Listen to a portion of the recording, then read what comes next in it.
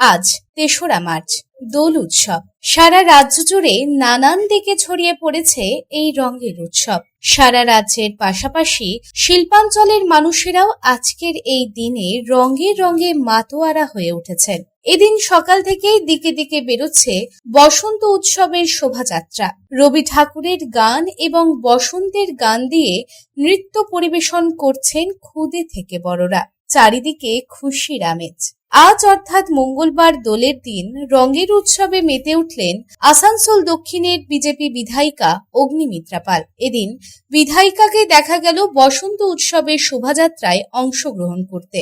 এই শোভাযাত্রাটি বাসস্ট্যান্ড থেকে বার্নপুর রোড হয়ে বাড়ি ময়দান হয়ে ত্রিবেণী মোড় পর্যন্ত আয়োজন করা হয়, যেখানে বিজেপি বিধায়িকা অগ্নিমিত্রা পাল সহ অনেক স্থানীয় মানুষ উপস্থিত ছিলেন। এদিন বিধায়িকা অগ্নিমিত্রা পাল জানান, দোল পূর্ণিমায় বাংলার মানুষকে বার্তা দিতে চায় শান্তি ফিরে আসুক। শিল্প, চাকরি, শিক্ষা হবে, তবে শান্তির পরিবেশ আগে ফিরিয়ে আনা দরকার। সবাই সবাইকে সম্মান করবে। রঙিন বাংলা ফিরে আসুক। আজকে দোল পূর্ণিমার দিনে বাংলার মানুষকে এই বার্তাই দিতে চাই যে শান্তি ফিরে আসুক এই বাংলায়। ইন্ডাস্ট্রি হবে, চাকরি হবে, স্বাস্থ্য হবে, শিক্ষা হবে, সবই হবে, কিন্তু শান্তি না থাকলে কিচ্ছু হবে না।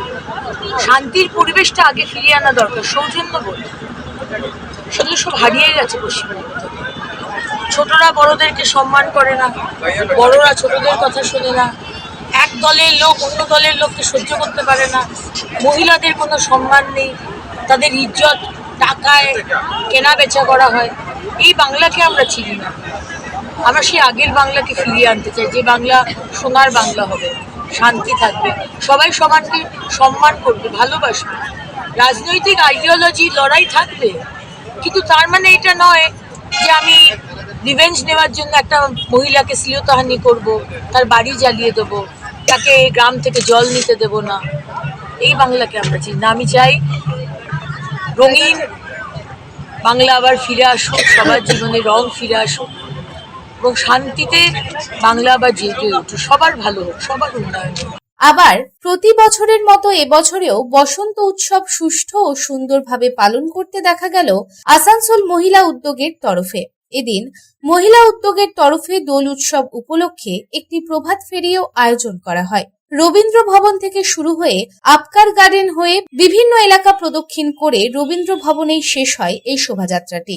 দোল উৎসব উপলক্ষে আসানসোল মহিলা উদ্যোগের প্রধান সুদেষ্ণা ঘটক বলেন, প্রত্যেক বছরের মতো এই বছরেও আসানসোল মহিলা উদ্যোগের তরফে দোল উৎসব পালন করছে।